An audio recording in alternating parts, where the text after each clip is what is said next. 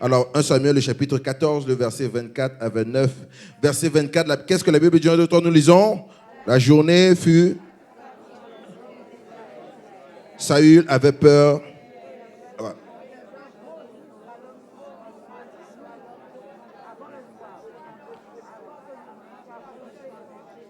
Et personne n'avait pris de nourriture. Verset 25, en disant, tout le peuple était arrivé dans la... Il y avait du miel à la surface du sol. Verset 26, nous lisons, lorsque le peuple entra dans la forêt, il vit...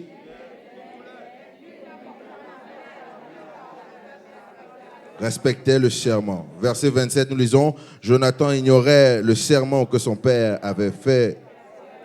Il avança le bout du bâton qu'il avait. Il plongea dans un rayon de miel et le ramena à la... Et ses yeux furent... Verset 28. Alors quelqu'un du peuple lui adressa en disant, maudit soit l'homme qui... Or le peuple était épuisé. Alléluia. Verset 29, on lit ensemble. Et Jonathan dit, mon père trouble le peuple. Voyez donc comme mes yeux, parce que j'ai goûté un peu de ce... Seigneur, bénis ta parole au nom de Jésus-Christ. Laisse que celle-ci puisse nous transformer. Oh Dieu, que je sois complètement effacé, mais que toi seul sois vu au travers de moi. Seigneur, je libère la présence des anges ce matin, afin que quand nous libérons, quand un Amen est déclaré, qu'un ange monte cela dans le trône de grâce et redescende avec une promesse.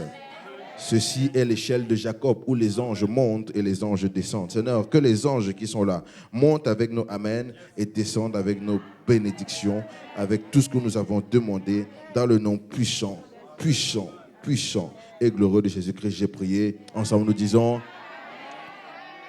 dis Amen 3 fois. Prends place dans la présence de Dieu comme un prince, comme une princesse, comme un roi et comme une reine. Bonjour le réveil des nations. Je disais bonjour le réveil des nations. Nous ne croyons pas en la religion, mais... J'ai pas entendu. J'ai dit nous ne croyons pas en la religion, mais... J'ai pas vraiment entendu. J'ai dit nous ne croyons pas en la religion, mais... Comment peux-tu prétendre aimer un Dieu que tu ne vois pas et tu n'aimes pas la personne qui est à ta gauche, qui est à ta droite? C'est pour ça justement que dans notre communauté, l'amour est notre religion. Ça veut seulement dire que nous croyons au fait de nous aimer les uns les autres. L'amour est notre religion, l'excellence est notre mantra. Ça veut dire que quand tu es là, tu as l'obligation d'aimer la personne à côté de toi. Amen. Bien-aimé, regarde alors ton frère ou ta soeur, dis-lui je t'aime de l'amour du Seigneur. Tu l'as dit à quelqu'un d'autre, dis je t'aime de l'amour du Seigneur.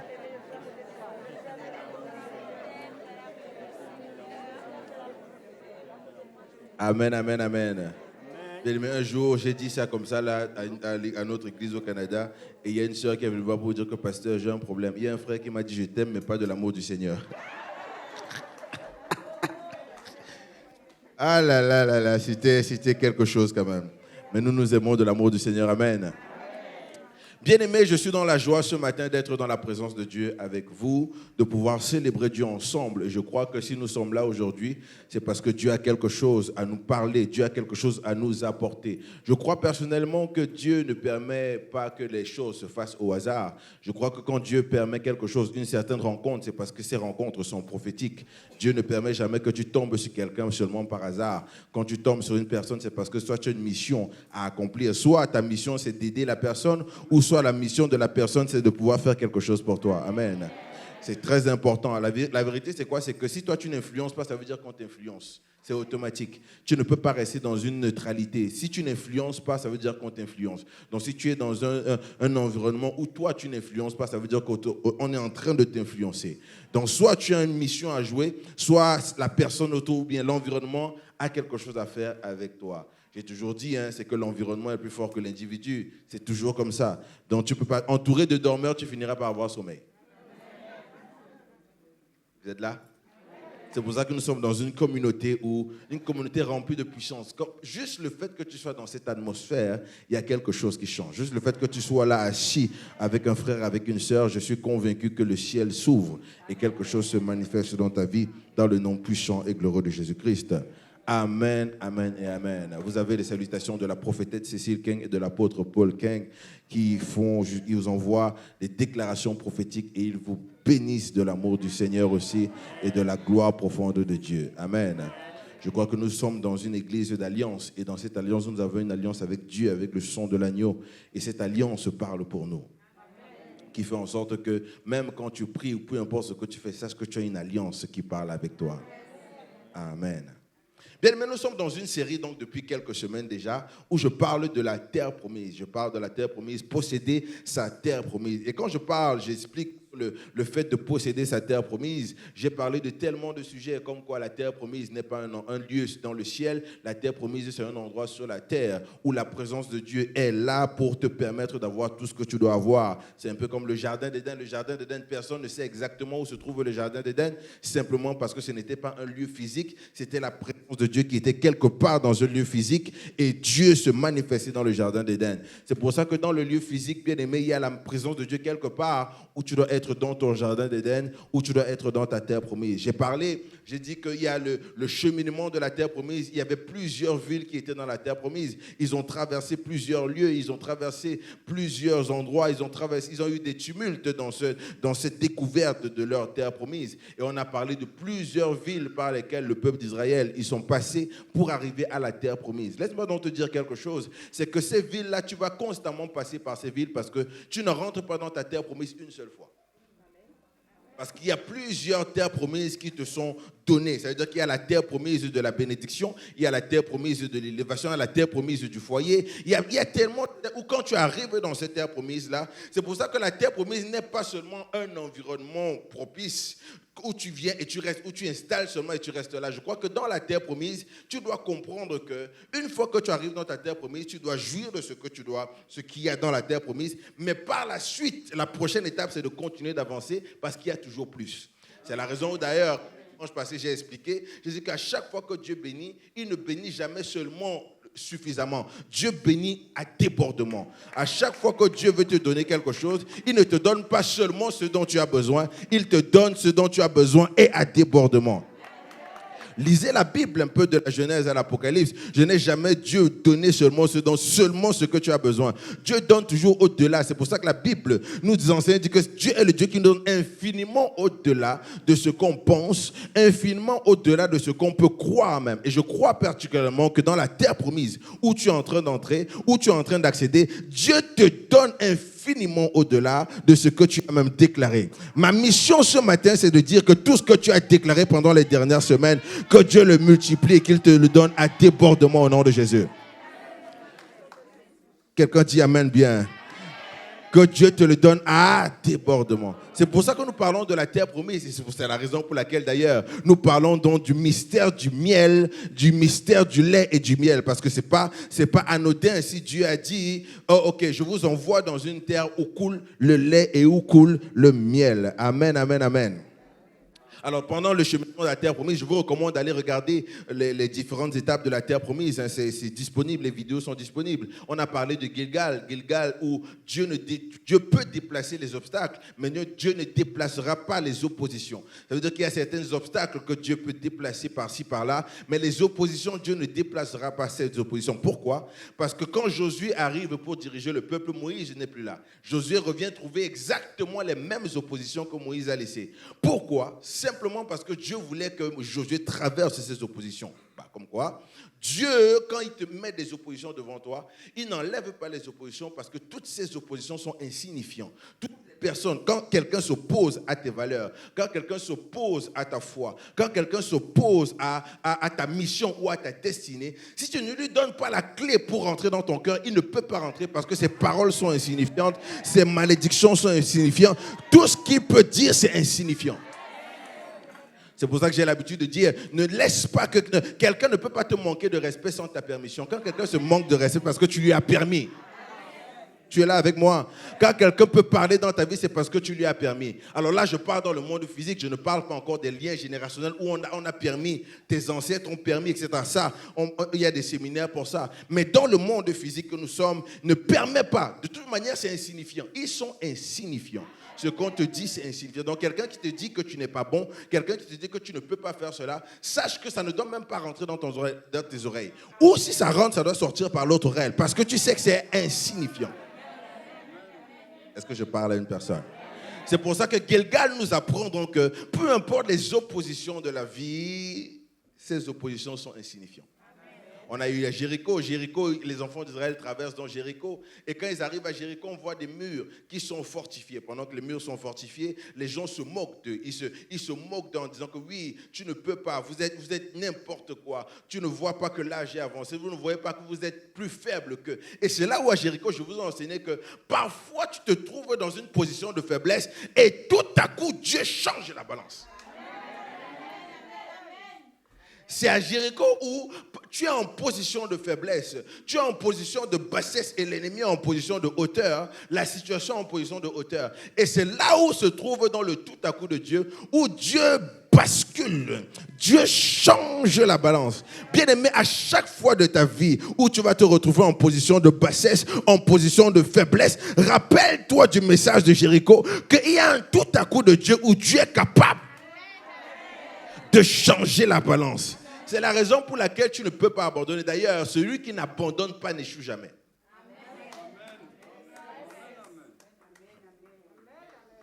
Celui qui n'abandonne pas n'échoue jamais. C'est pour ça que, bien aimé, il y a une étude qui a été prouvée à l'université d'Harvard qui dit que lorsque tu penses que tu as tout essayé, lorsque tu penses qu'il n'y a plus rien à faire, lorsque tu penses que tu es au bout du rouleau, lorsque tu penses qu'il n'y a plus absolument rien que tu puisses faire pour arranger la situation, lorsque tu crois que tu as tout fait, tout ce qui est humainement possible pour avancer, lorsque tu penses que ta vie, tu as tout fait ce qui est humainement possible, ou même parfois tu te dis spirituellement possible, tu as tout fait, en fait tu n'es qu'à 40% de tes capacités.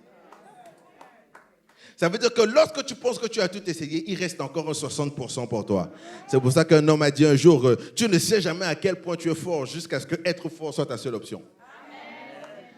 Le jour où être fort soit ta seule option, c'est là où tu découvres que dans ta vie, en fait, tu avais tellement de force. Amen. Et c'est exactement ça. À Jéricho, on a appris que quand tu es à Jéricho, automatiquement tu marches. Les gens vont parfois se moquer de toi, mais l'immaturité spirituelle, c'est le besoin de vouloir répondre à tout le monde. L'immaturité spirituelle, c'est quand on te donne des jugements, tu es obligé de leur répondre à chaque fois. Parfois à Jéricho, tu dois rester tranquille. Parfois à Jéricho, tu n'as même pas besoin de parler. Parfois à Jéricho, les gens vont dire certaines choses, mais tu n'as pas besoin de leur répondre parce que tu sais qu'il y a un tout à coup de Dieu où Dieu peut basculer les choses. Tu sais qu'il y a un tout à coup de Dieu où il peut basculer les choses. Amen, amen. Bien aimé, ne doute jamais. À la dernière des dernières minutes, Dieu est capable de basculer les choses dans ta vie. Ce matin, si tu étais venu et que c'est la dernière minute de quelque chose dans ta vie, je déclare à quelqu'un que Dieu bascule les choses au nom de Jésus. Non, est-ce que je parle à une personne ce matin? Est-ce que je suis dans la bonne communauté? Si tu es à la dernière des dernières minutes, je déclare que Dieu bascule les choses au nom puissant de Jésus. La balance bascule en ta faveur au nom de Jésus. La balance bascule en ta... C'est comme ça que c'est. Donc à Jéricho, parfois tu dois rester tranquille parce qu'ils ont fait le tour. Ils ont fait 12 tours, ils étaient tranquilles. Ils n'ont pas parlé, ils n'ont pas bronché. Dieu a demandé à ce que, ok, restez là et ne parlez pas. Faites seulement le tour. Donc parfois tu restes tranquille. Et quand ton 7e jour arrive, automatiquement, toutes les personnes qui pensaient être en haut de toi, ils se retrouvent directement en bas de toi. Amen. Pourquoi? Parce que je vous assure, les personnes qui se moquaient d'eux à Jéricho, quand les murs sont tombés, ils étaient en bas des décombres. Je suis sûr qu'il y avait certaines personnes dans l'église qui disaient aux personnes qui étaient devant, aidez-nous, aidez-nous. Aidez-nous, aidez-nous. Pourquoi? Parce que tu étais là, tu te moquais de moi, maintenant tu te retrouves là. Qu'est-ce que tu fais? Amen, amen. Et ne sois pas coupable. Quand Dieu te met en hauteur, c'est parce que tu l'as mérité. C'est comme ça que ça se passe. Parfois, tu es comme ça où Dieu te bénit d'une certaine manière et tu commences à dire, oh, peut-être je ne mérite pas ma place, peut-être c'est tout bien. Mais si Dieu te met en hauteur, c'est parce que tu l'as mérité. Les gens ne voient pas tes prières, ils ne voient pas tes supplications, ils ne voient pas tes sacrifices, ils ne voient pas ce que tu fais. Les gens ne voient pas, on va dire, la lecture, ils ne voient pas tout ce que tu fais. Donc, quand Dieu te positionne en hauteur, profite du voyage. Aïe, aïe, aïe, aïe, aïe. Non, ce matin, il y a une onction dans la salle. J'ai dit, profite du voyage. C'est comme ça que ça se passe. Rappelez-vous que tout a une saison, hein, dans la roue tourne aussi, c'est-à-dire que c'est cyclique. Donc quand Dieu te met dans une position de hauteur, profite de la saison de hauteur. Pourquoi? Parce qu'à un moment donné, Dieu peut encore faire peut-être que tu puisses être dans la saison où tu regardes encore les autres. Mais ce qu'on est convaincu, c'est que même si Dieu te ramène dans la saison où tu regardes les autres, tu es convaincu qu'à un moment donné, tu seras devant eux. Ça, tu le sais. Amen, amen. Donc ça, c'est Jéricho. Haï, nous avons parlé de Haï. Je vous ai expliqué que à Haï, faisons très attention. Parce que Haï, on a souvent tendance à négliger l'ennemi. On a tendance à négliger des choses. On néglige certains principes de Dieu, certains préceptes de Dieu. Parce qu'ils ont vaincu, ils ont passé le Jourdain, ils sont sortis de l'Égypte. Ils ont passé le Jourdain. Ils ont passé Gilgal avec les oppositions, avec l'armée. Ils ont passé Jéricho avec les murs fortifiés. Ils arrivent à Haï. Pourtant, Dieu a dit, écoutez, venez me voir quand vous avez un plan. Quand vous arrivez aux portes de la ville, priez, je vous donne le plan, vous allez opérer, vous allez gagner. Mais le peuple d'Israël, tellement ils étaient habitués à gagner avec Dieu, que le jour où ils arrivent à Haï, ils se disent que bon, non, on n'a pas besoin de consulter Dieu. C'est les espions qui ont fait le plan. Et quand les espions ont fait le plan, ils sont revenus, ils ont perdu la bataille devant une petite ville. Ne t'habitue pas à la victoire avec Dieu. Ce n'est pas parce que tu as prié que ça a fonctionné tout le temps que tu n'auras pas besoin de venir consulter Dieu pour prier après. Ça, c'est important. Pas parce que tu pries, ça fonctionne. Et là, tu te dis que non, tu as assez d'onction pour ne pas consulter Dieu. Ne fais jamais cette erreur. Sinon, parfois, tu peux perdre à Haï. C'est pour ça que les enfants de Dieu ont perdu à Haï. C'est simplement parce qu'ils n'ont pas consulté Dieu avant de faire ce qu'ils devaient faire. Est-ce que vous m'entendez? C'est pareil avec ça, où Dieu a dit, ne prenez rien de la ville. La plupart des gens, on perd à Haï à cause parce qu'on n'est pas fidèle à Dieu avec nos finances. Et quand on fait comme ça, on perd dans de petites villes parce qu'on ne veut pas respecter ce que Dieu demande de faire. Ne fais pas cette erreur. Même si tu as gagné 100 fonds avec le Seigneur, quand tu rates quelque chose, tu peux perdre. Ne t'habitue jamais au Seigneur. Ne t'habitue jamais à l'onction de Dieu ou la présence de Dieu. Il y a toujours quelque chose à avoir. Amen. Bien aimé, maintenant, quand tu traverses ça, tu arrives dans une terre qu'on appelle la terre où coule le lait et le miel. Et nous venons de lire un passage merveilleux qui parle de Saül. Un passage extraordinaire où Saül, quand il arrive quelque part, figurez-vous que Dieu envoie donc un homme venir prier pour Saül. Quand Dieu envoie cet homme pour venir prier pour Saül, Dieu dit à Saül, écoute Saül, sache qu'à partir de maintenant, tu dois m'obéir à tous les aspects de ta vie. À partir de maintenant, tu dois pouvoir m'obéir. Mais Saül, tellement il avait un certain orgueil, je pense, tellement il avait des gros bras parce qu'il se disait que bon, je suis quand même le roi. Et Saül s'est dit, bon, il y a des décisions que je peux prendre par moi-même, il y a des décisions que je n'ai pas besoin de consulter le Seigneur, je vais prendre ces décisions par moi-même. Quelle erreur de pouvoir penser que tu ne dois pas consulter Dieu pour prendre certaines décisions. Quelle erreur pour penser que tu as assez de sagesse pour ne pas consulter Dieu, pour prendre certaines décisions. Quelle erreur de croire que ce sont tes compétences qui vont t'amener là où tu dois aller et tu n'as pas besoin de consulter Dieu. Parfois, tes compétences, tu peux avoir toutes les compétences du monde, mais la porte n'est pas ouverte pour toi. Je répète encore, on n'a pas un bon travail parce qu'on a des diplômes, on ne se marie pas parce qu'on est belle. C'est la grâce que Dieu donne à un homme pour faire ce qu'il doit faire. Laisse-moi te dire donc que quelqu'un qui n'a pas les capacités ce matin, ta terre promise est là et le miel, le lait, le miel, est ton partage au nom de Jésus. Je dis, tu manges le lait, tu manges le miel dans ta terre promise. Au nom puissant de Jésus-Christ. C'est pour ça donc que quand nous lisons 1 Samuel, 2 Samuel, ou encore même les livres que Ésaïe a donnés, Ésaïe nous encourage. C'est Ésaïe qui dit que non, nous courons et nous ne nous lassons pas. C'est Ésaïe qui dit que, écoute, peu importe ce qui t'arrive aujourd'hui, Dieu est capable de te transformer. Dieu est capable de transformer ta vie. Ésaïe dit aussi, quand tu arrives là où tu dois arriver, la gloire de Dieu est obligée de descendre sur toi quand tu as ce miel prophétique. Alors, voici dans l'histoire où Saül est en train de désobéir à Dieu. Et Saül a des malédictions sur sa vie qui poursuivent sa vie d'une manière mais intense. Là, Saül donc dirige le peuple. Pendant qu'il dirige le peuple, ils arrivent à un endroit où ils ont peur. Les Philistins sont en train de menacer le peuple de Dieu. Pourtant, Dieu a dit à Saül, n'aie pas peur devant les Philistins.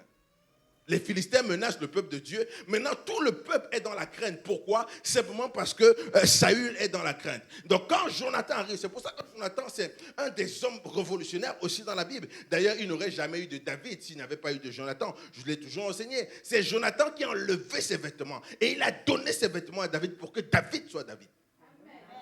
De la même manière, ou bien aimé dans le Seigneur, quand j'ai prêché ce message, je dis que je viens comme un Jonathan te donner les vêtements prophétiques, te donner le manteau prophétique pour que tu sois un David de ta génération. C'est ça qui est important. C'est ça qui est important. Alors, pendant que les Philistins menacent le peuple, Jonathan vient et dit, mais comment se fait-il que les Philistins menacent le peuple? Comment se fait-il que les gens à l'extérieur menacent le peuple? C'est une abomination qu'un païen menace un enfant de Dieu et il ait peur. Bien aimé, quand un païen te menace, quand quelqu'un de l'extérieur te menace, bien aimé, tu ne dois pas avoir peur parce que tu as une parole. Ne sois pas comme Saül. Saül a eu peur à cause des malédictions qu'il y avait sur sa vie. Le Saint-Esprit est ton rempart. Quand tu es un enfant de Dieu, que quelqu'un te menace à l'extérieur, sache qu'il ne te menace pas toi, il menace ton Dieu. Est-ce que vous me suivez jusque-là? Donne-moi tes oreilles pendant 30 minutes. Je dis, il ne menace pas seulement ta vie, il menace aussi ton Dieu. Jonathan vient et dit, mais attends une seconde, mais ce n'est pas possible. Comment se fait-il que les Philistins peuvent nous menacer, même s'ils ont Goliath? Jonathan se lève et il dit, non, moi donc je vais aller vers l'armée, je vais aller là-bas pour voir comment nous pouvons vaincre donc Goliath, comment nous pouvons faire ça, parce qu'il ne sait pas. Il ne comprend pas pourquoi le peuple bat en retraite. Alors ce qui se passe, c'est qu'ils disent, s'ils nous disent d'avancer, nous serons gagnants. Mais s'ils nous disent d'attendre, nous serons perdants. Donc il dit, s'ils nous disent d'avancer, nous avons la victoire. Mais s'ils nous disent d'attendre, nous serons perdants. Ce qui se passe, c'est que Jonathan dit, je refuse d'avoir peur. Il refuse la peur. Bien aimé, quand tu veux entrer dans ta terre promise, enlève la peur de ta vie. Quand tu veux entrer dans ta terre promise, retire la peur de ta vie. Simplement parce que tu n'as pas à combattre toutes les batailles tout seul. Tu n'as pas à combattre toutes les guerres tout seul. Rappelle-toi du message de Haï. Quand tu es devant une ville contraire, quand tu es devant un problème contraire, quand tu es devant une difficulté contraire, à la place de réfléchir toi-même d'abord au plan pour la vie, mets-toi à genoux, tu dis, Seigneur, c'est quoi le plan pour mettre la vie là? Et Dieu va te donner le plan. C'est comme ça que ça se passe. Donc voilà, donc Jonathan se lève et il dit, comme c'est comme ça, comme tout le monde est là en train d'abandonner, moi je veux aller pour pouvoir voir comment nous pouvons vaincre comment on peut vaincre Goliath, voilà. Parce que Goliath, il était chez les Philistins. Alors, pendant qu'il est là, la Bible déclare que pendant qu'il est en train de marcher, pendant que les autres sont en arrière, pendant que Jonathan arrive, il arrive dans un endroit et il voit le miel à la surface. Le miel était à la surface. Bien aimé, ça c'est encore une autre révélation importante. La Bible dit que le miel était à la surface. Normalement, le miel n'est pas souvent à la surface. La Bible déclare que pendant qu'ils allaient, le miel était à la surface. Mais par contre, Saül a dit, vous n'allez pas prendre le miel. Pourquoi? Parce que Saül était poursuivi par des malédictions et il ne comprenait pas ce qui était en train de se passer. Mais Jonathan voit le miel à la surface. Bien aimé, quand tu es poursuivi, quand tu n'as pas le discernement spirituel, tu peux voir la bénédiction à la surface et rester là comme ça, sans forcément profiter de ce que Dieu te donne. La Bible déclare que le peuple était épuisé. Le peuple était complètement dans l'agonie. Mais il y avait la solution devant eux. Mais à cause d'une malédiction, ils n'étaient pas capables de prendre cela. Mais attends, Jonathan, quand il arrive, il voit le miel à la surface. Le miel à la surface. Laisse-moi te dire que il y a des fois, quand Dieu te parle, quand Dieu t'envoie quelque part, tu n'as pas besoin de travailler fort pour avoir certaines choses. Dieu met la bénédiction à la surface. Je ne sais pas à qui je suis en train de parler ce matin, mais il y a des endroits où quand tu arrives quelque part, tu n'as pas besoin de creuser pour avoir le miel. Tu n'as pas besoin de monter dans les arbres pour avoir le miel. Le miel était à la surface. Dieu de gloire. Bien aimé, je suis convaincu que le miel est à la surface de cette atmosphère. Le miel prophétique qui est à la surface de cette atmosphère. Et je libère cela dans ta vie au nom puissant de Jésus.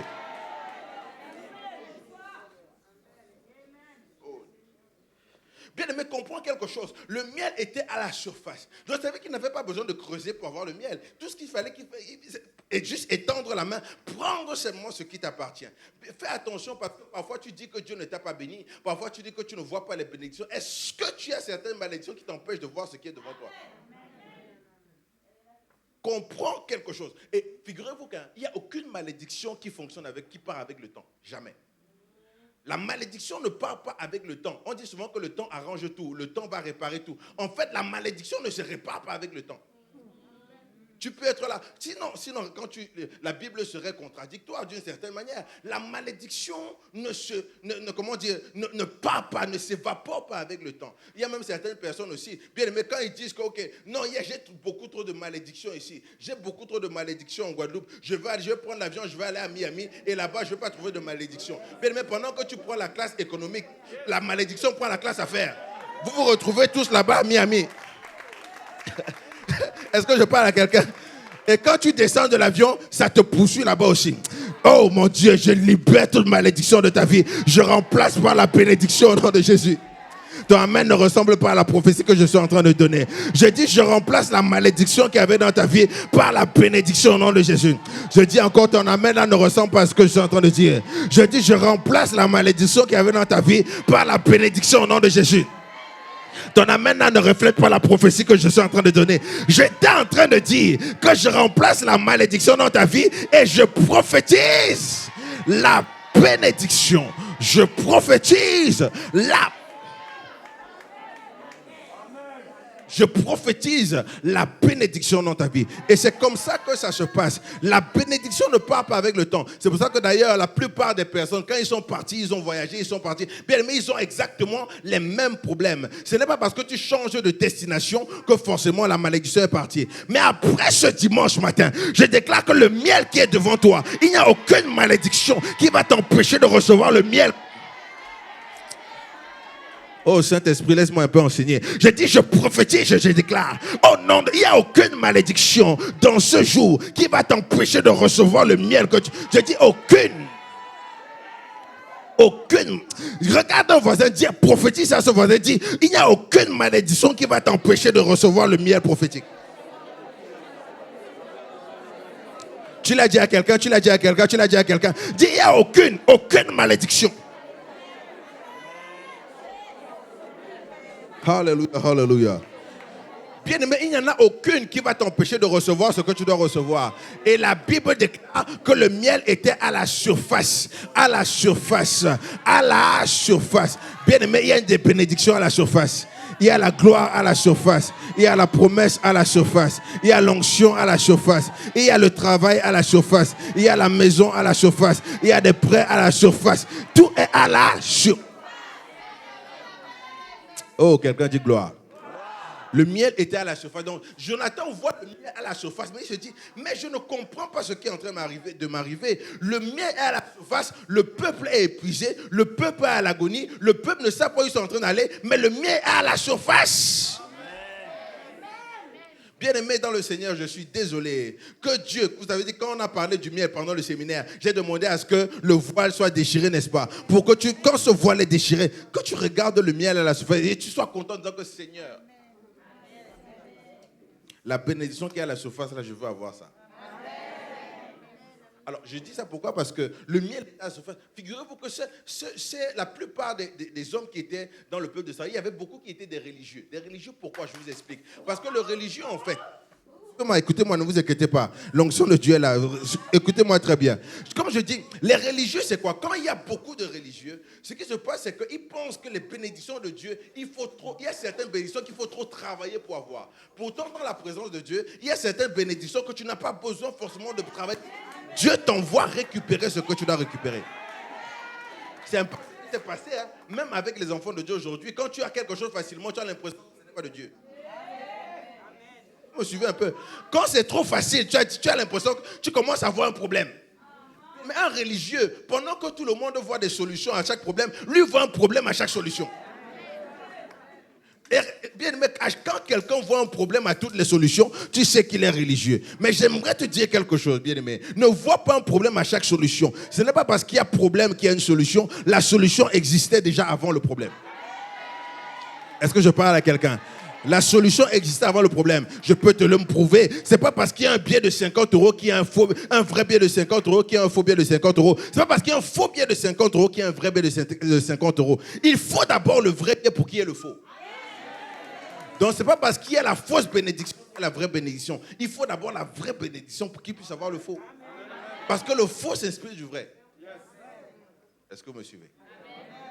C'est pour ça donc que quand on parle du miel prophétique, une terre où coule le lait et le miel. Bien aimé, le lait et le miel, on parle de la direction divine. J'ai commencé à vous dire que Dieu te donne une certaine direction. Dieu t'amène dans des directions où toi-même, en fait, tu n'avais pas idée. À un moment donné, tout le monde, nous sommes tous dans le carrefour de notre vie. Le carrefour de ta vie, c'est que tu n'as aucune idée, tu tournes en rond. Et quand tu tournes en rond dans le carrefour de ta vie, ce n'est pas que ta vie n'est pas belle, ce n'est pas que ta vie n'est pas en train d'avancer. Non, c'est pas ça. C'est qu'en fait, tu as besoin d'une direction divine. Et quand tu n'as pas encore cette direction divine, le miel, le lait, le miel te donne la direction divine. Là où tu dois aller, là où tu dois passer, le chemin que tu dois prendre, les raccourcis que tu vas prendre, les chemins chiens que tu dois prendre. Et Dieu te donne la direction divine. Pendant que tout le monde est coincé là, Dieu te dit, écoute, fais comme ça, va de ce côté, tourne à gauche, tourne à droite, va comme ça. C'est pour ça que tu dois constamment être connecté à Dieu. Parce que imagine, tu es dans une direction et tu penses connaître le chemin.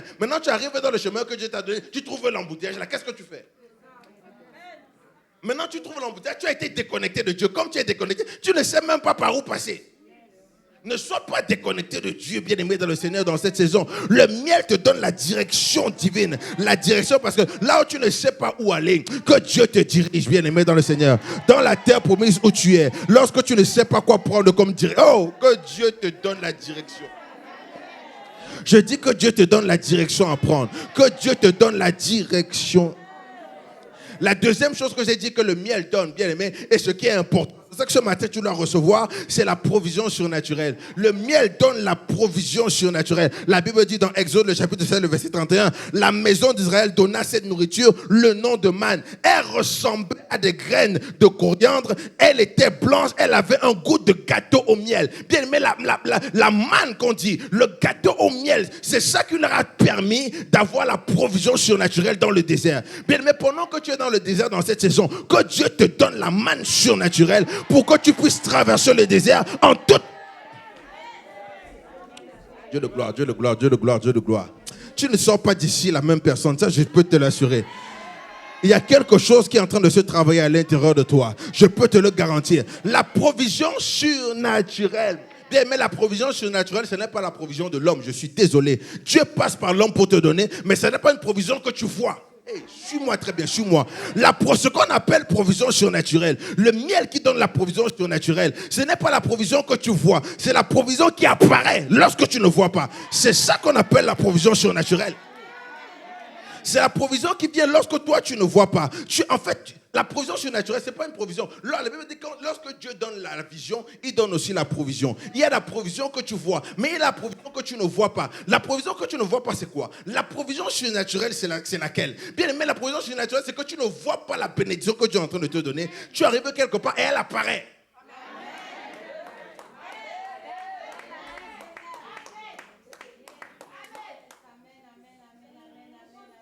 C'est ça qu'on appelle la bénédiction surnaturelle. Elle fait qu'apparaître. C'est ça qu'on appelle d'ailleurs la manne. Pourquoi? Parce que pendant que le peuple était en train de se plaindre qu'on était en Égypte, on mangeait bien. En Égypte, là-bas, on ne mourait pas de faim. Quand ils se sont levés le matin, ils ont seulement fait que constater.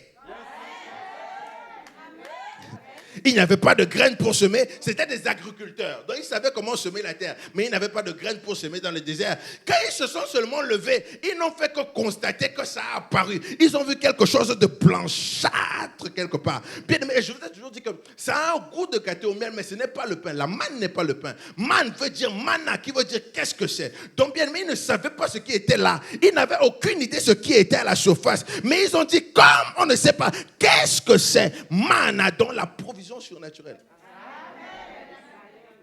Bien aimé, à un moment donné, Dieu m'envoie te dire qu'il y a certaines personnes qui te bénissent où tu n'as même pas idée. Tu vas dire, mais ça sort d'où? Ça provient d'où? C'est quoi ici? Qu'est-ce que c'est? Je ne comprends pas. Je ne sais pas ce qui se passe. Qu'est-ce que c'est? La manne, ce n'est pas le pain. Ça avait un goût de gâteau au miel parce qu'il faut le miel pour la provision surnaturelle. Mais manna, c'est quand ils se sont levés le matin, pendant qu'ils se sont plaints toute la nuit. Ils se plaignaient toute la nuit. Qu'est-ce qu'on va manger? Ils se lèvent. Ils disent, qu'est-ce que c'est? Qu'est-ce qui est à la surface? C'est pour ça que je vous ai toujours enseigné qu'un enfant de Dieu doit apprendre à vivre avec les questionnements. Il y a une provision surnaturelle où tu n'as pas besoin de comprendre. Tu n'as pas besoin de comprendre pour avoir. J'ai compris dans la Bible que nous lisons, toi et moi, que Dieu peut mettre des corbeaux pour te nourrir. Je ne sais pas à qui je parle ce matin. Dieu peut placer des corbeaux pour te nourrir. Vous savez c'est quoi le corbeau? Le corbeau ne t'aime pas. Le corbeau est là pour prendre tes restes. Le corbeau n'a pas d'affection avec toi. Le corbeau il n'y a pas de corbeaux qui sont domestiques. Le corbeau n'est pas domestique. Quand il peut, il te tue. Mais parfois Dieu prend cette personne. Il met la nourriture dans son bec pour venir te donner. C'est comme ça que ça se passe. Mais le corbeau est audacieux, le corbeau est sournois. D'ailleurs, c'est le seul animal qui se permet d'attaquer l'aigle. On a le roi de la forêt qui est le lion. On a le roi de l'aigle qui est l'aigle. Le roi de l'aigle, bien aimé, aucun des autres oiseaux n'a l'audace d'aller attaquer l'aigle. Le seul, un des oiseaux qui est capable, c'est le corbeau. Parce qu'il est sournois. Mais parfois, Dieu dit, ok, comme tu es corbeau, il n'y a pas de problème. Mais ça ne t'empêche pas d'aller nourrir mes enfants. Ça ne t'empêche pas d'aller nourrir cette personne. Tu n'es pas à leur disposition. Tu es à ma disposition. Bien aimé, je ne sais pas quel ennemi de ta vie qui avait. Quand un corbeau vient te nourrir au nom de Jésus. Ton amen ne ressemble pas à ce que je viens de dire. Je dis qu'il vient te nourrir au nom de Jésus. Je dis ça ne ressemble pas à ce que je suis en train de dire. Je dis qu'il vient te nourrir au nom de Jésus. Je dis qu'il vient te nourrir. Dans le nom puissant de Jésus-Christ. Et quand le corbeau attaque l'aigle bien aimé dans le Seigneur, c'est pour ça que nous sommes des aigles. Et ça revient encore le message que nous avons eu à Jéricho. Jéricho, tu n'as pas besoin de répondre à tous les corbeaux. Tu n'as pas besoin de leur répondre. Parfois, ils te bénissent bien aimé dans le Seigneur. Accepte la bénédiction. Ce n'est pas parce qu'ils veulent trop. C'est parce que Dieu a commandé qu'ils viennent te bénir. Amen. Ça ne t'est jamais arrivé que quelqu'un qui te déteste fait quelque chose et il pense que ça te fait mal, mais en fait, ça te fait du bien. Non, peut-être nous sommes dans une église spirituelle santé. Peut-être c'est pas toi, peut-être c'est pas ici. Ça ne t'est jamais arrivé que quelqu'un, par exemple, pense te faire du mal, un corbeau pense te faire du mal, mais pendant qu'il pense te faire du mal, finalement, ça se retrouve en fait, c'était bénéfique. Ça ne t'est jamais arrivé? Non, bon, c'est peut-être pas ici alors. C'est ça donc qu'on appelle le corbeau. Oui, ils pensent te faire mal. C'est pour ça que parfois tu n'as pas besoin de leur répondre. C'est pour ça que j'aime l'aigle. La Bible déclare que comment le corbeau... C'est pas la Bible. Donc, quand tu regardes par exemple la science, le corbeau, quand il veut attaquer l'aigle, il grimpe sur le dos de l'aigle. Et il commence à picorer son cou. Il commence à piquer son cou parce qu'il sait qu'au niveau du cou ici, il doit essayer de piquer la tête de l'aigle. Mais comme l'aigle, il sait que le corbeau est insignifiant. Il sait que le bec du corbeau est insignifiant. Il sait que la force du corbeau est insignifiante. Il sait que les paroles du corbeau sont...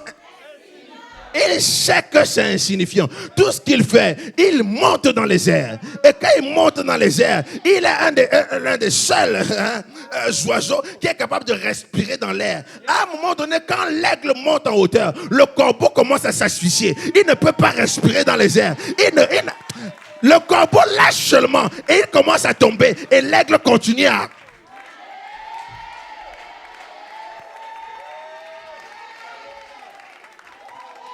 L'aigle sait que les paroles du corbeau sont insignifiantes. Les malédictions du corbeau sont insignifiantes.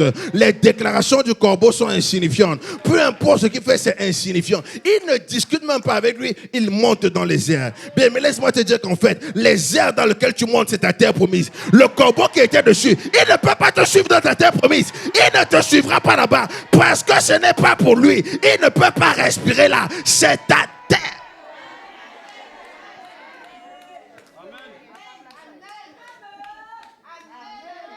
Mais la Bible est reliée, la nature est reliée avec la Bible. La Bible déclare que la nature ne vous enseigne-t-elle pas. Bien aimé, la Bible est reliée avec la parole de Dieu. Comprends donc qu'en fait, comme tu sais que c'est insignifiant, les provisions surnaturelles, c'est quelque chose que tu constates. Amen. Tu constates seulement que c'est là. Tu constates que c'est arrivé. Tu constates que quelqu'un a déposé ça. Tu constates que quelqu'un a fait seulement. Tu constates, parfois c'est même pas parce qu'ils veulent le faire. Je répète encore, mets ça dans ta tête. Le corbeau, c'est quelqu'un qui veut te faire du mal. Ce n'est pas ton ami le corbeau. Mais parfois il fait des choses pour te faire du mal, mais il ne sait pas. S'il savait, il n'allait pas le faire. Mais comme il a la haine dans son cœur, et comme il a la douleur dans son cœur, automatiquement, il fait. C'est pour ça que, bien aimé, il y a certaines personnes. certaines personnes ici, certaines situations où tu n'as pas besoin de forcer pour arranger certaines choses. Pourquoi? Je répète pourquoi. Pourquoi? Parce que plus ils ont la haine dans leur cœur, plus Dieu te bénit. La Bible déclare, c'est prouvé bibliquement. La Bible dit, Dieu vit que Léa n'était pas aimée.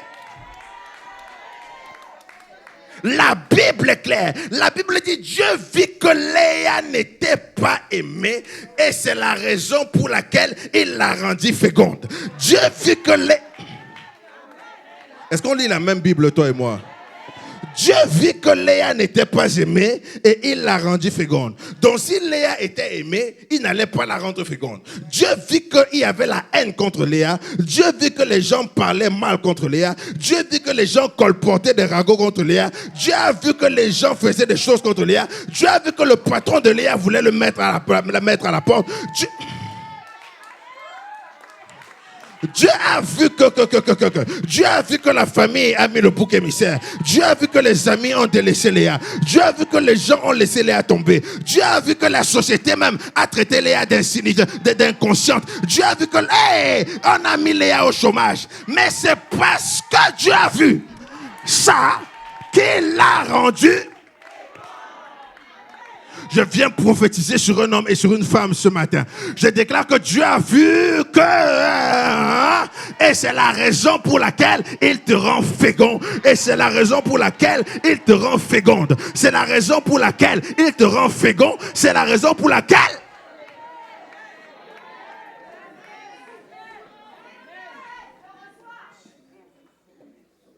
C'est la raison pour laquelle il te rend... Il te rend fécond, il te rend fécond. C'est pour ça que bien aimé dans le Seigneur, c'est un peu ça. Donc comprends que pendant ce temps merveilleux, pendant les prochaines semaines, quand tu as ce miel prophétique, la Bible, bien aimé, est claire. La Bible est claire. La Bible. C'est-à-dire que Dieu dit qu'il donne donc la provision surnaturelle. Donc je répète encore. Pourquoi? Parce que tu dois le comprendre. Parce qu'il y a certaines provisions que tu refuses parfois. Parce que selon toi, ça vient des mauvaises personnes. Mais en fait, ce n'est pas que ça vient des mauvaises personnes. Parce que Dieu a commandé. Amen. Dieu a commandé. Dieu a commandé quelque chose. De toute manière, regardez un peu même dans la vie de tous les jours. C'est lorsqu'il y avait des pires que ressort Dieu le meilleur. Et c'est là où ça prend tout son sens. Où, effectivement, c'est Dieu qui a créé le corbeau avec automatiquement sa douleur et tout ce qui est à l'intérieur de lui. Et quand c'est comme ça, Dieu le permet parce qu'il sait qu'il y a un tout à coup où il va basculer. Il va changer la balance. Donc, la provision surnaturelle que j'aimerais que tu puisses avoir pendant les prochaines semaines avec ton lait et ton miel dans ta terre promise, il y a cette provision où tu n'as pas vu venir. Mais il y a un goût quand tu n'as pas vu venir quelque chose et finalement Dieu te surprend.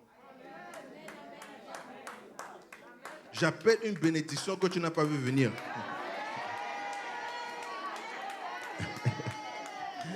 Je dis, j'appelle une bénédiction que tu n'as pas programmée. C'est ça qu'on appelle la manne. Une bénédiction que tu n'as pas. Mon Dieu, il y a des témoignages qui vont sortir graves ici là. Une bénédiction que tu n'as pas programmée. Un travail que tu n'as pas programmé. Une augmentation que tu n'as pas programmée. Quelque chose que tu n'as pas programmé. Et c'est la raison donc pour laquelle, et même la troisième partie, le miel, j'ai parlé et je continue de dire encore la gloire de la renommée, parce que quand tu as le lait et le miel, il y a la gloire de la renommée. La gloire de la renommée, c'est la gloire la plus puissante de Dieu, la gloire la plus élevée de Dieu. Quand tu as la gloire de la renommée, bien aimé dans le Seigneur, c'est pour ça que Dieu dit ton nom sera grand. Dieu dit qu'il va amener ton nom dans les hauteurs. Dans le miel prophétique, ma prière, c'est que ton nom puisse aller dans les hauteurs. Que ton nom soit tellement grand, que ton nom aille dans la gloire de la renommée, la gloire de à renouveler. C'est comme ça que ça se passe. La gloire Et c'est Dieu qui dit, non seulement ça, ton nom va au-delà des choses parce qu'il t'a donné une beauté parfaite. Donc c'est ça que je disais aussi dimanche, où la beauté parfaite que Dieu te donne, cette beauté parfaite n'est pas la résultante des hommes. Cette beauté parfaite n'est pas la résultante de l'addition de ton père et de ta mère, n'est pas la résultante de tout ce que tu fais comme effort, n'est pas la résultante de maquillage, n'est pas la résultante de tout ce que tu peux mettre. C'est une beauté parfaite que Dieu décide de prendre dans le ciel, de te revêtir de cette beauté parfaite pour que tu puisses attirer tout ce qui ressemble à ça. Et quand tu ressembles à ça, on te remarque. Il y a certaines choses qui ne t'ont pas encore remarqué parce que Dieu veut que tu puisses avoir sa beauté parfaite à lui. Quand la bénédiction arrive, elle dit que non, c'est toi. Non, c'est toi. Mais tu étais où depuis? Je te cherchais depuis, mais tu étais où? Oh, je prie pour quelqu'un. Je prie pour quelqu'un cette semaine. Il y a une bénédiction qui va reconnaître ta beauté parfaite. Quelque chose va reconnaître.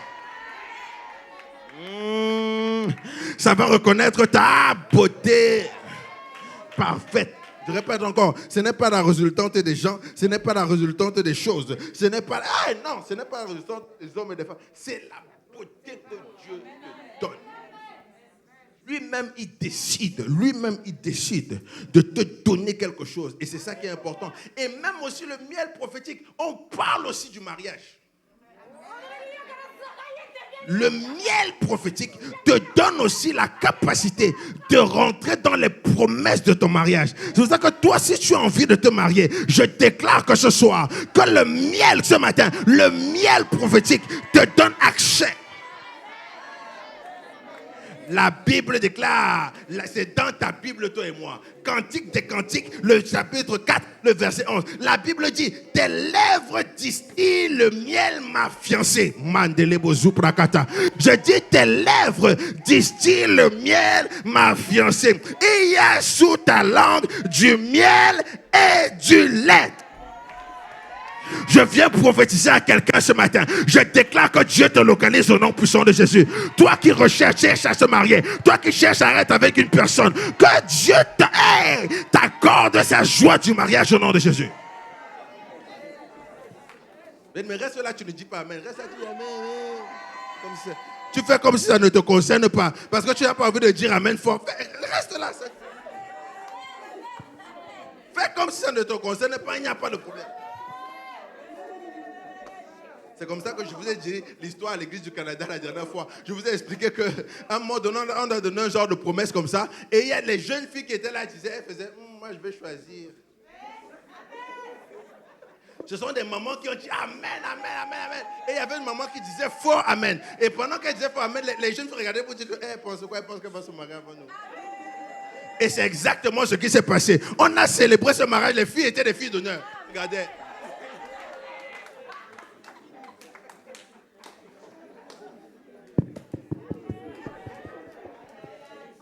On est content pour toi.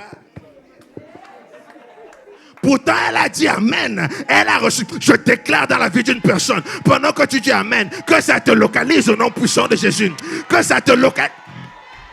Je dis que ça te localise au nom de Jésus. Que ça te localise au nom puissant de Jésus. Que ça localise ta vie au nom puissant de Jésus. Tu n'es pas peur pour qu'on puisse t'essayer. Tu n'es pas une cabine d'essayage où on t'essaye, on te laisse. Tu n'es pas une cabine d'essayage où on vient t'essayer, on te met à côté. Je prophétise sur toi. On te reconnaît. Quelqu'un te reconnaîtra. Et je déclare cette grâce sur ta vie au nom de Jésus. Quelqu'un dit, hey. Quelqu'un dit yes. Quelqu'un dit yes. Quelqu'un dit Bien aimé, c'est exactement ça. La Bible dit qu'à Cantique des Cantiques, tes lèvres distillent le miel, ma fiancée. Et il y a sous ta langue du miel et du lait. Dans la terre promise où coule le lait. Où coule le lait et le miel. Que dans ta terre promise, que coule le lait et le miel. Tu vas jouir des joies du foyer dans le nom puissant de Jésus. Tu jouiras des joies du foyer. Dans le nom puissant de Jésus-Christ.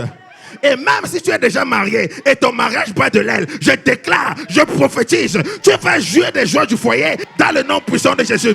Je déclare et je décrète, tu vas jouir des joies du foyer dans le nom puissant de Jésus. Tu vas jouir de ces joies au nom de Jésus.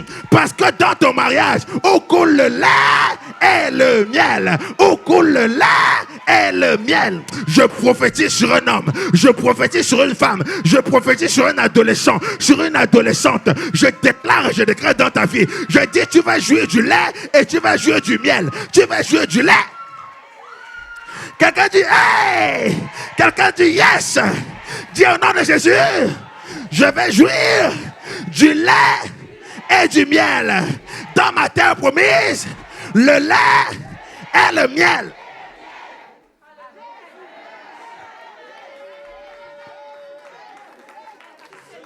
C'est ça que la Bible dit. Oh, je suis désolé, mais c'est de ça qu'il s'agit. Il s'agit d'une bénédiction surnaturelle, une provision surnaturelle que tu n'as pas appelée. Il s'agit d'une provision surnaturelle que tu n'as pas forcément demandée. Il s'agit de ça. Il s'agit, bien aimé, où Dieu te bénit, mais dans tous les aspects de ta vie. Ce n'est pas seulement ta vie de prière ou ta vie de... Non. Il y a aussi tous les aspects de ta vie où Dieu doit te bénir. Il y a plusieurs aspects où Dieu doit t'élever dans le nom de Jésus. C'est pour ça que la Bible est complète, mes frères et sœurs. La Bible est complète. Elle est complète. De A à Z, du début jusqu'à la fin. Dieu est quand même l'alpha et l'oméga. Et je prie au nom de Jésus que cela soit ton partage. C'est ma prière pour toi. Que pendant que tu rentres dans la terre promise, oh Dieu de gloire, où coule le lait et le miel, que les aspects de ta vie, dans le nom puissant de Jésus-Christ. Dieu, est-ce qu'on va même s'en sortir? Moi, je suis convaincu que tu ne ressors pas d'ici étant la même personne. Ça, j'en suis convaincu. Bien aimé, le miel prophétique, on parle aussi de la protection. Le miel prophétique te protège. Parce qu'il ne faut pas croire. Quand il y a la bénédiction, ça veut dire qu'il faut la protection. Le jour où il y a la bénédiction, c'est là où il y a aussi la protection. Quand il y a la bénédiction sans protection, ça devient l'exploitation. Est-ce que tu me suis? La bénédiction sans protection, c'est l'exploitation. C'est la raison pour laquelle on pille l'Afrique. Pourquoi? Parce qu'ils sont venus piller l'Afrique, il n'y avait pas de protection. Les gens sont venus avec des couteaux et ils se battaient avec des couteaux, les autres se battaient avec les armes. Une bénédiction sans protection, c'est l'exploitation. Donc quand Dieu te bénit de tout ce que dit, je viens de dire la provision surnaturelle, tu as besoin de protéger ça. Tu as besoin, quand vous lisez l'histoire, c'est exactement ça. Ou quand ils arrivaient pour prendre les mines, les diamants et tout le reste, c'est comme ça. Quand ils venaient bien aimés, ils se défendaient. Ils se défendaient avec les lances. Pendant que les autres avaient des trucs à poudre là. Donc, ils n'avaient pas de protection à la bénédiction qu'ils avaient. Bien aimé, ce ne sera pas ton cas. Dans ton cas, dans ta situation, la bénédiction et le miel, la provision qui est à la surface, il y aura la protection pour ça. Dieu va protéger ta bénédiction. Dieu protégera ta bénédiction. Dieu va protéger ton travail. Dieu va protéger ton foyer. Dieu va protéger tes avoirs. Dieu va protéger. Prophétise-moi ça sur quelqu'un. Dis à une personne à côté de toi, Dieu va protéger tes avoirs. Dis à quelqu'un d'autre à l'autre côté, dis Dieu va protéger tes avoirs. Dis-le à quelqu'un d'autre derrière toi, dis Dieu va.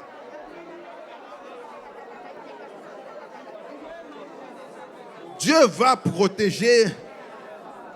protéger tes avoirs. La Bible déclare dans le livre de Jérémie, le chapitre 41, le verset 8, la Bible dit, mais il se trouva parmi eux 10 hommes qui dirent à Ismaël, ne nous fais pas mourir, car nous avons des provisions cachées dans les champs, du froment, de l'orge, de l'huile et du miel. Alors il les épargna et il ne les fit pas mourir, eux avec leurs frères. Bien aimé, à cause du miel qui est caché dans ta vie, quelqu'un qui veut te faire mourir ne te fera pas mourir. Bien aimé, hey, la Bible dit, il se trouva parmi eux 10 hommes qui dit à Ismaël, ne nous fais pas mourir, car nous avons des provisions cachées dans les champs, du froment, de l'orge, de l'huile et du miel. La Bible dit, alors il les épargna. épargna et ne les fit pas. Bien-aimé, je ne sais pas quelle tête de mort qu'il y avait dans ta vie. Je peux te garantir qu'après ce temps où tu es dans le temps où coule le lait et le miel, Dieu va t'épargner au nom puissant de Jésus. Je déclare la protection de ta vie. Je déclare que ta vie est protégée. Tes biens sont protégés. Tes enfants sont protégés. Tes affaires sont protégées. Tes investissements sont protégés. Au nom puissant de Jésus-Christ. Oh, ton entourage est protégé. Ta santé est protégée. Oh, les provisions sont protégées. Ta sagesse est protégée. Ton intelligence est protégée. Ton mental est protégé. Tes idées sont protégées. Ton foyer est protégé. Ton mari est protégé. Ta femme est protégée. Ton environnement est protégé. J'amène la protection de Dieu. Parce qu'il y a du miel caché. C'est protégé. Je déclare que c'est protégé. La protection surnaturelle de Dieu. C'est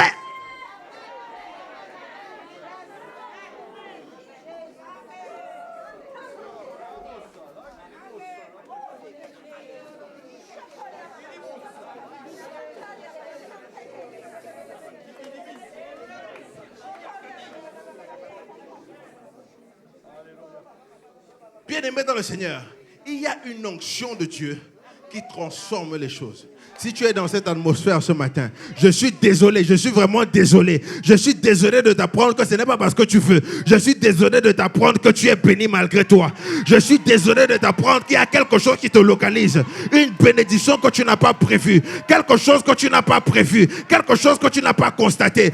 Une bénédiction te surprenne. Une provision surnaturelle que tu vas constater. Non, je viens parler à une personne ce matin. Je parle à une personne. Demain, quand tu vas te réveiller, tu vas constater une bénédiction.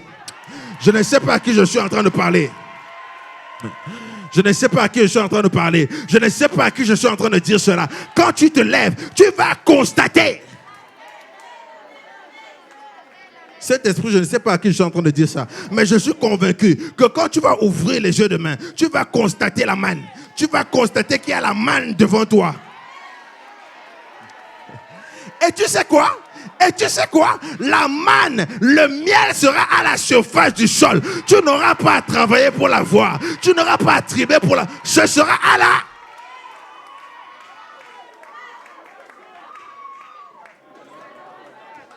la surface du sol. Il te faudra seulement d'étendre la main et de tirer ça vers toi. Oh Dieu de gloire, lundi matin, quand tu vas ouvrir les yeux, qu'il y ait du miel à la surface du sol, qu'il y ait une promesse à la surface du sol, qu'une promesse soit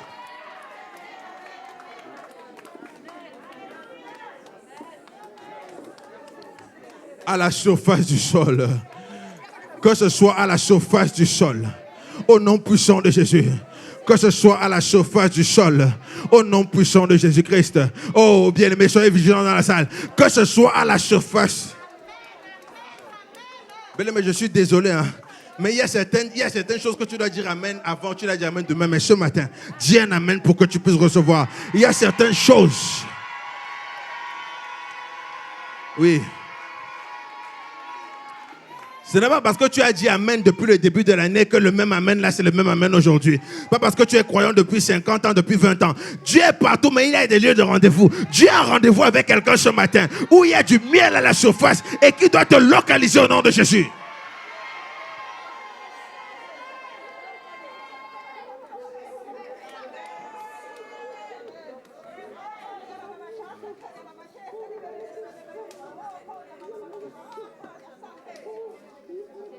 Bien-aimés dans le Seigneur, comprenons quelque chose de fort, quelque chose de fantastique. Tu as traversé Gilgal, tu es sorti de l'Égypte, tu as traversé le Jourdain, tu as traversé la mer Rouge, tu as traversé Jéricho, tu as traversé Haï, tu as traversé toutes ces choses-là dans la terre promise. Maintenant, tu es là assis et tu manges le lait et tu manges le miel. Et je prie que toutes les caractéristiques, toutes les bénédictions de ce lait et ce miel puissent réellement te localiser. Au nom puissant de Jésus-Christ. Est-ce que vous me suivez? Sache que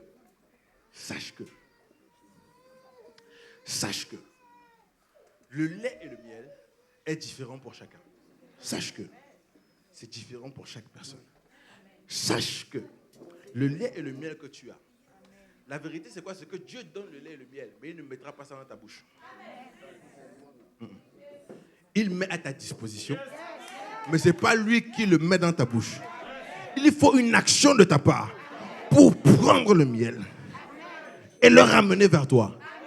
Dieu a déjà mis à disposition la provision surnaturelle, mais ce n'est pas lui qui mettra ça dans ta bouche. Il faut que tu puisses de toi-même prendre cela et le ramener vers toi. C'est pour ça que, bien-aimé dans le Seigneur, je te recommande, pendant la prochaine semaine qui arrive, prends ce que tu dois prendre. Non seulement prends ce que tu dois prendre, ne prends pas seulement ce qu'il y a, prends tout ce que tu dois prendre. Je parle à quelqu'un ce matin. Ne prends pas seulement ce qu'il y a, prends ce que tu dois prendre.